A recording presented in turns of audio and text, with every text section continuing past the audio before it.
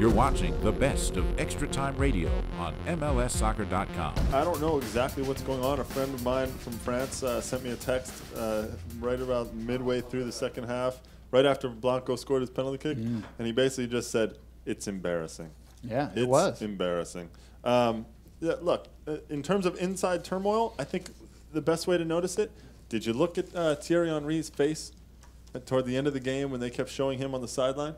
His face was sitting there just screaming in all of its silence and stoicism, "I hate Raymond Domenech." Or Domenech. It's a disaster, I think, for France football. I don't think he's alone in France, from my understanding. They do not like him. One of the least popular coaches in the World Cup. I think he might be one of the least popular people in France history right now. I think he was offside. If we're going to talk offside, I think he was definitely offside. You do? Yes. I think he was offside. He was ahead of the defender.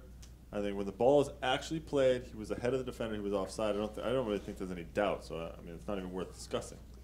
You know, but it's not worth discussing because they gave it a goal and it counted. We should also note Blanco. Yeah, I was about to say Cuauhtemoc Blanco scoring a goal in his third World Cup. 98, 2002, and 2010. The dude is ageless. The oldest field player in the tournament, you said, Greg? I believe so. But here's something I find interesting. I still love his run-up. I love him. You have no clue where he's going because he takes the straight run-up, and he comes from about midfield when he runs up to take his penalty kick. Yeah. And then as soon as he gets there, the goalkeeper did well to go to the right side. It was a very, very good penalty taken. Very well taken, yeah. No nerves at all on his face, and I thought he looked great, and more power to him. Yeah. He's been known to strike a good ball. So yes, he has. On the positive side, once again, what I take away is that at any moment this team can conjure magic or put together a 3 or 4 pass sequence that leaves you with a goal or with a great opportunity. So it's a team that really should never be counted out because of that. Having said that, I have a few principal worries about Argentina. I worry greatly about their defense, particularly what I believe to be a lack of speed. So a matchup against Mexico, for example, could be very problematic. I think the way Mexico's counterattacking, the speed and the pace of their attack would create problems for Argentina, in my opinion. Dean Michaelis is going to have a nightmare if he has to face Mexico and Dos Santos.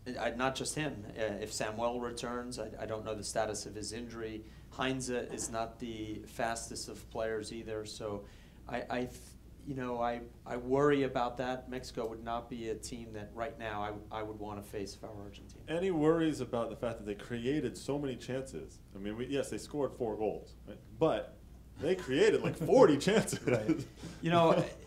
Even when I was a coach, I always had a slightly different perspective on that, which was I worry when we don't create chances.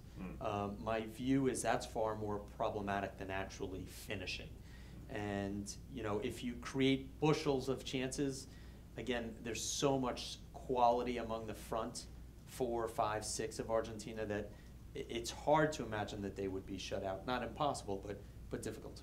So what are England thinking going into this game after the draw against the United States? I mean, are they obviously know they have to get 3 points in this one. What did the draw against the U.S. do to them? I don't think it was necessarily the result. I think it was, certainly the manner of the equaliser, I think, has been certainly hotly discussed over the last few days. I think what it's done is it's made them realise, and I think it's made a lot of us realise, that there are certainly areas of weakness within the England team and a number of frailties. And also a number of players that arrived here and performed not to the best of their ability. Certainly James Milner was very poor, and I think it's been highlighted how much we are going to miss. Even at this stage, we are going to miss Rio Ferdinand. Ledley King is injured. He's not going to play again at this World Cup, and that leaves you with, well, probably Jamie Carragher, Liverpool's Jamie Carragher, alongside John Terry. Now, Jamie Carragher is probably a yard slower than he should be, and it doesn't exactly fill most England followers with a great deal of confidence. And also, Wayne Rooney. Wayne Rooney probably had the quietest game that he's had for England in a long, long time. Kept certainly in the pocket of Onyewu and Jay Demerit against the USA. No disrespect to Jay Demerit, who of course has been released by Watford, but you would expect, with all the hype surrounding Wayne Rooney, that he was capable of unlocking the door and making more. I mean, Tim Howard had a fantastic game against England, and I think that's another problem for England, that they don't have a world-class goalkeeper.